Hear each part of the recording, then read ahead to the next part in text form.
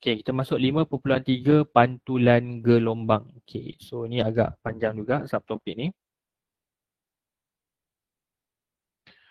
Okey, yang pertama kita lihat dulu maksud kepada muka gelombang ataupun wavefront. Okey, yang ni pun istilah baru lagi. Okey, kita jarang dengar perkataan ni, wavefront.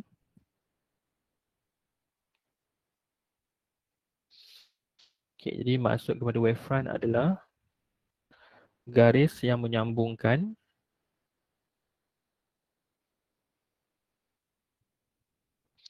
garis yang garis yang menyambungkan titik-titik sefasa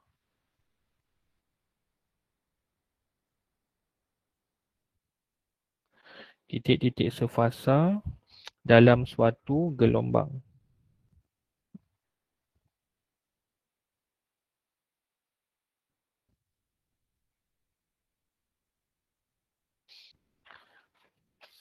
Okey, jadi untuk kita lihat istilah muka gelombang dekat gambar rajah ni, maksud dia adalah garisan yang menyambungkan titik-titik sefasa dalam suatu gelombang. Okey, kita tahu dalam pembentukan gelombang, kita ada belajar minggu lepas tentang istilah puncak dan lembangan. Kalau kita lihat kat sini, puncak ni adalah bahagian atas air tu. Lembangan adalah bahagian yang melengkung ke bawah. Kan ombak air kan. So, kalau kita lihat kat sini, puncak ni adalah P dengan Q puncak, R dengan S, T dengan U, V dengan W. Semua ni adalah puncak air. Jadi bila kita sambungkan satu garisan PQ, jadi garisan ni kita panggil sebagai muka gelombang. PQ muka gelombang, RS, samalah sampailah ni. Macam mana pula dengan lembangan? Kita lihat lembangan. Kita ambil dekat sini, katakanlah warna biru. Lembangan ni warna biru.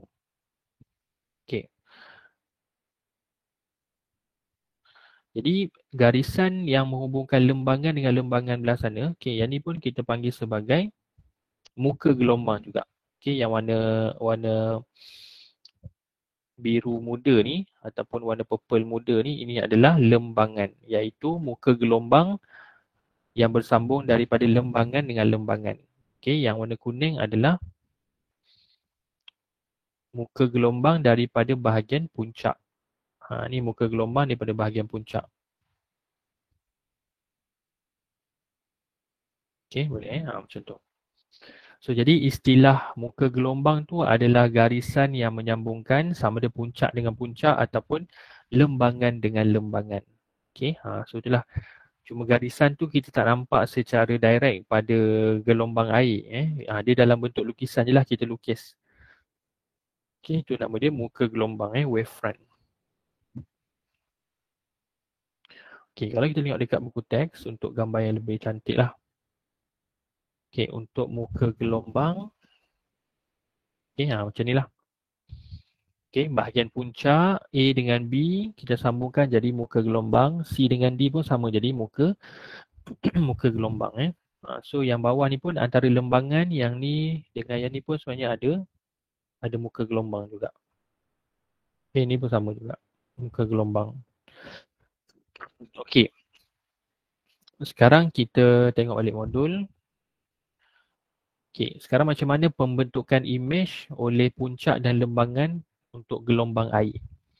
Yang ni selalu juga soalan yang popular tentang ni.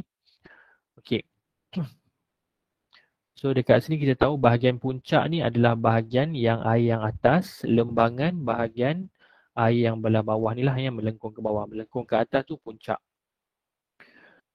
So kalau kita lukis, yang ni puncak lah.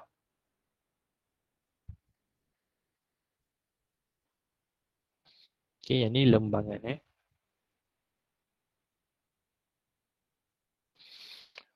So bahagian atas tu puncak, bahagian bawah lembangan. Jadi bila cahaya daripada lampu yang berada atas tangki dia, kalau kita lihat sikit gambar rajah yang hari tu.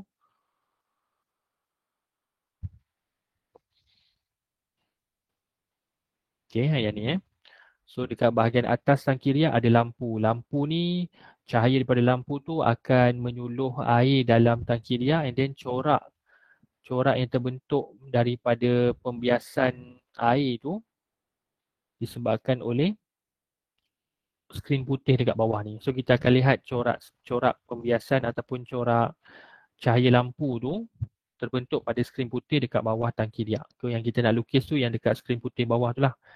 Okay, so cahaya tu datang daripada lampu atas tangki dia. Okay. Jadi bahagian puncak air ni, kalau kita lihat garisan hitam yang atas ni adalah cahaya lampu. Okay. Okay, cahaya lampu. So garisan daripada cahaya lampu tu akan lalu bahagian puncak. Okey, puncak ni bertindak seperti kanta cembung. Okey, ingat lagi kanta cembung. Kalau kanta cembung dia macam ni kan. Jadi mana-mana cahaya yang lalu, okey, dia akan menumpu. Dia akan pergi sini. Ha. Kalau dia lalu dekat tengah-tengah, dia straight line je. Okey, ni cahaya yang lalu dekat kanta cembung. Jadi samalah yang berlaku pada puncak air. Pada puncak air, cahaya akan menumpu. Manakala pada lembangan air, dia bertindak seperti kanta cekung. Kanta cekung macam ni lah. Jadi kalau cahaya lalu dekat kanta cekung tu, dia akan mencapah. Dia akan mencapah.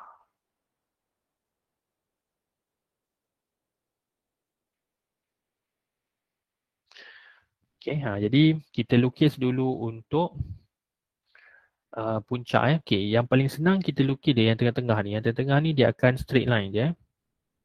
So ni dia akan straight line ke bawah.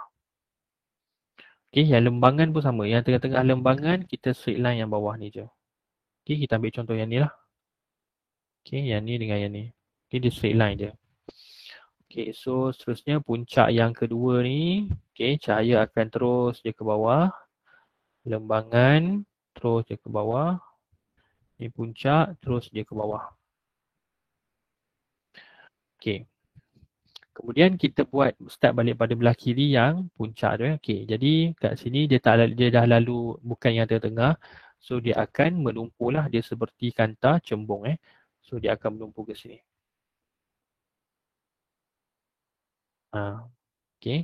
Manakala yang ni dia lalu pada bahagian lembangan kan. So lembangan dia akan mencapah. So mencapah dia pergi sini lah.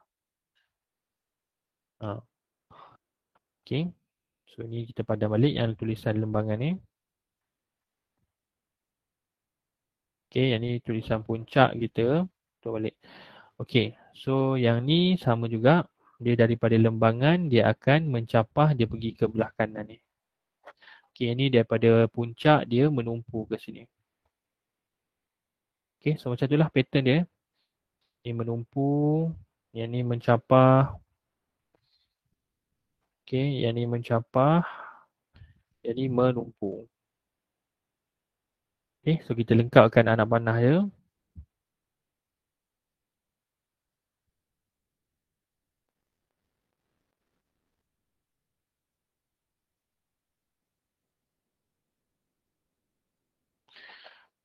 Jadi apa yang berlaku? Bila kita lihat cahaya daripada lampu tu banyak menuju ke bahagian bawah puncak kan. So maksudnya yang ni akan jadi kawasan cerah. Dia akan jadi kawasan cerah. Yang sebelah dia dekat bawah lembangan tu dia akan jadi kawasan gelap. Gelap sebab sedikit dia cahaya jatuh kat situ. Cahaya jatuh dekat bawah lembangan tu sikit dia, so gelap lah. So dia akan berselang-seli. So ni cerah balik. Gelap dan cerah. Jadi dekat bawah tangki riak tu bila kita letak satu skrin putih, kita akan nampak lah ada garisan cerah, ada garisan gelap berselang-seli.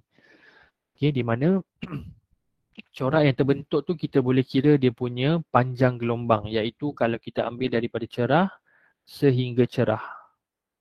Cerah sehingga cerah ni kita akan dapat 1 lambda, iaitu 1 panjang gelombang untuk gelombang air tu. Sama juga kalau kita ambil daripada bahagian gelap ke gelap yang seterusnya. Okey, cerah ke cerah ataupun gelap ke gelap. Kalau kita ambil gelap sini, sampai sinilah. Okey, ini pun akan dapat lambda juga. Okey, tu gunanya lah. Jadi kita lihat pada skrin putih tu kita boleh kira berapa panjang gelombang air tu. Okey, dia punya macam mana dia punya panjang gelombang dia makin bertambah ke makin berkurang. So kita lihat corak pada skrin putih. Jadi itulah gunanya cahaya yang kita letak atas tangki riak tu. Okey. So cahaya yang menyebabkan mencapah dengan menumpu ni disebabkan oleh fenomena pembiasan. Pembiasan cahaya. Bila cahaya lalu dekat medium yang berbeza ketumpatan optik. Sebab mula-mula cahaya masuk dalam udara kan. Cahaya daripada lampu bergerak dalam udara, lepas tu masuk dalam air. Lepas tu keluar balik ke udara. So bila dia bergerak dekat kawasan yang berbeza ketumpatan optik, so berlakulah pembiasan cahaya.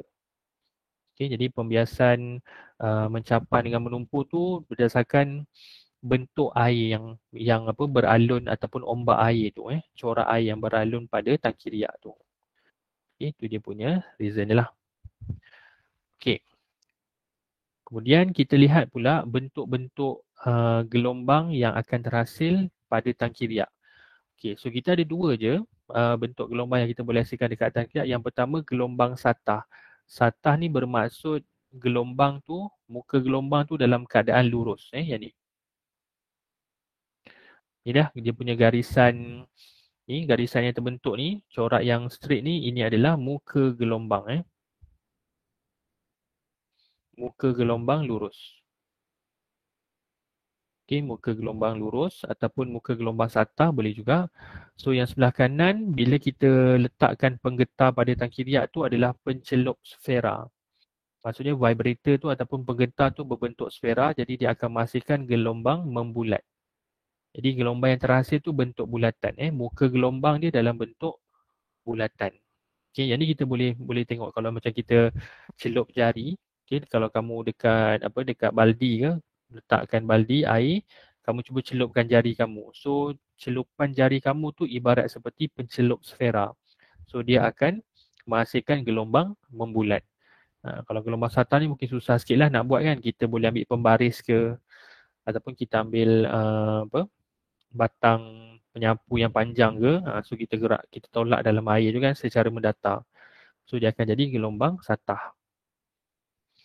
Okay, so biasa kalau dekat water park, taman tema air biasa dia guna gelombang satah lah kan. So gelombang tu lurus datang daripada depan ke belakang. Okay, so ingat dua jenis bentuk muka gelombang yang ada dalam tangki riak. Okay, seterusnya kita lihat fenomena pantulan gelombang dalam tangki riak. Okay, ini adalah gambar rajah sebenar eksperimen. Okay, so yang garisan merah ni, ini adalah arah perambatan.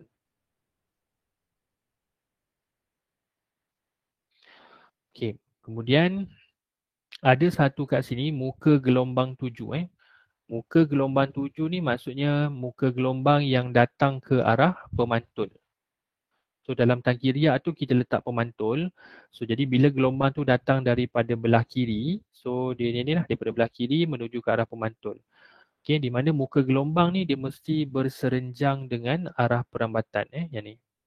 Arah perambatan dengan muka gelombang mesti 90 darjah. Macam tu. Okay, yang ni muka gelombang. Kalau kita warnakan gelap sikit, inilah. Ni muka gelombang. Okay, sebab dia pakai gambar rajah sebenar kan. Okay, ni muka gelombang.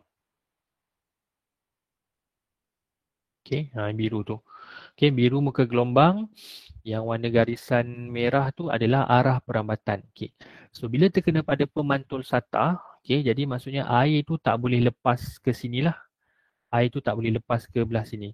Jadi, air tu akan terpantul balik ke bawah. Okay, sebab pemantul tu tinggi lah. Jadi, gelombang tu datang daripada belah kiri, terkena pemantul, terpantul ke bawah. Okay. So, jadi dia punya pantulan, muka gelombang pantulan dia akan jadi macam ni lah. Dia akan jadi macam ni. Okay, ini muka gelombang pantulan.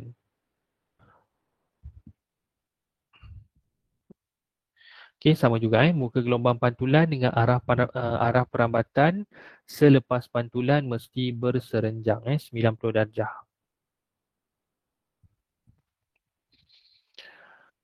Okay, so itu dia punya pantulan gelombang Okay, so antara nama yang penting dekat sini adalah ni garis normal. Garis normal mesti 90 darjah dengan pemantul satah. Okay, garis normal mesti 90 darjah dengan pemantul satah. So bila kita buat eksperimen pantulan, garis normal ni kita tak akan nampak sebab garis normal ni dia garisan imajinasi saja. Okay, maksudnya dalam lukisan ni kita boleh garis, tapi kalau dalam eksperimen kalau kita nak cari garis normal ni memang tak akan nampak. Okay, kita yang kena buat sendiri pada lukisan. Okay, macam inilah garis normal Yang kita boleh nampak yang ni lah, dia punya muka gelombang boleh nampak. Okay, arah perambatan tu kita nampak gelombang tu datang daripada kiri, terkena pemantul, terpantul ke bawah. Okay, tapi garis normal tak nampak Okay, benda yang penting dekat sini adalah panjang gelombang sebelum dengan selepas pantulan adalah sama. Kalau kamu lihat lambda 1 dengan lambda 2 ni sama. Okay, jadi maksudnya kita boleh tulis lambda 1 sama dengan lambda 2. Maksudnya sebelum pantulan dan selepas pantulan panjang gelombang tidak berubah.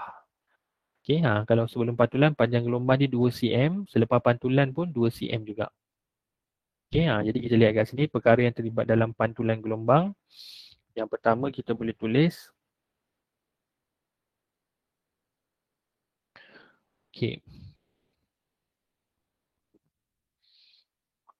lambda tetap,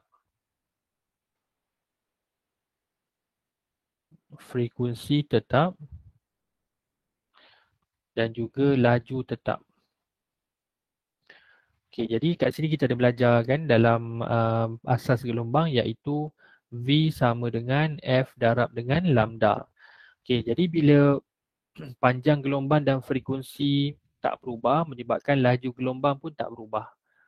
Jadi maksudnya sebelum dengan selepas pantulan VF dengan lambda ni adalah tetap. Panjang gelombang tak berubah, frekuensi tak berubah, laju pun tak berubah. Dia senang, dia straightforward sahaja yang pantulan gelombang ni Kemudian yang berubah ni adalah arah. Arah perambatan berubah.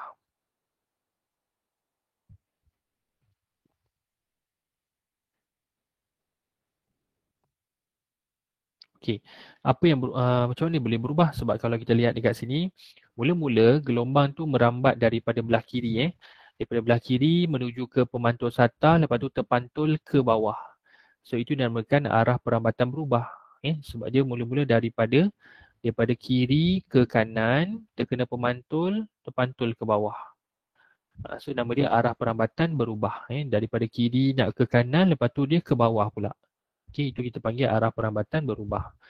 Lagi yang kita boleh lihat dekat sini, sudut 7 sama dengan sudut pantulan. Sudut 7 sama dengan sudut pantulan. I sama dengan R. Yang inilah ukuran untuk I dengan R mesti diambil daripada garis normal sehingga ke arah perambatan yang datang. Arah perambatan 7. Muka gelombang 7. Untuk sudut pantulan daripada garis normal sehingga muka gelombang pantulan. Yang inilah I dengan R. Dia sama je macam tajuk cahaya. Yang mana pernah belajar cahaya, kita akan ada sudut 7 dengan sudut pantulan. Nilai dia sama. Kalau sudut 7 40, sudut pantulan pun 40. Sudut 7 45, sudut pantulan pun 45. Sebab yang berubah arah perambatan saja. Yang lain semua sama. Seterusnya kita lihat pada yang ni. Cara-cara untuk kita melukis gambar rajah pantulan gelombang air. So dia dah bagi dekat sini gelombang 7. Pemantul satah dekat bahagian atas. Nak senang kita lukis dulu arah perambatan gelombang tu Jadi kita lukis yang ni lah. So dekat sini kita lukis.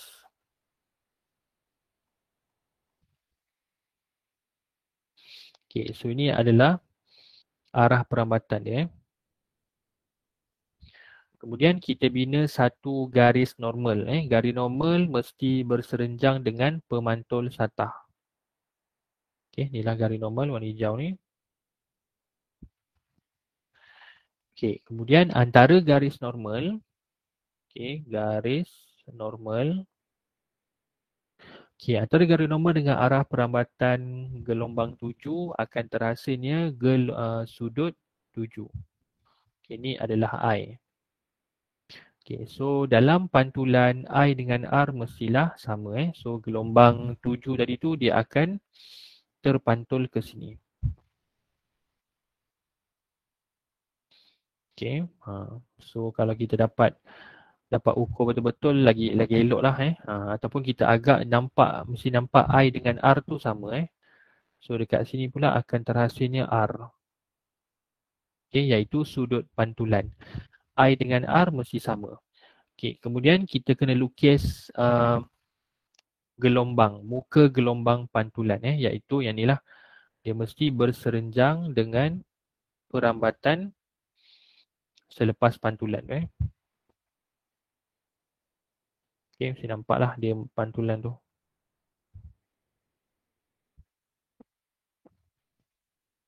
Okay, so ini dia lukis 4, kita pun lukis 4 juga.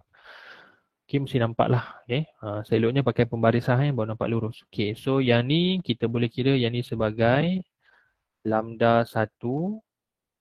Yang ni kita boleh kira sebagai lambda 2. So, jadi lambda 1 sama dengan lambda 2. Okay, dalam pantulan panjang gelombang tak berubah. Sebelum dengan selepas sama, kekal. Okay, tu dia punya lukisan gelombang air. So, kena ada ni lah. Dia punya muka gelombang tu kena ada. Jangan lukis garisan merah je arah perambatan dia. Kena ada muka gelombang. Macam tu.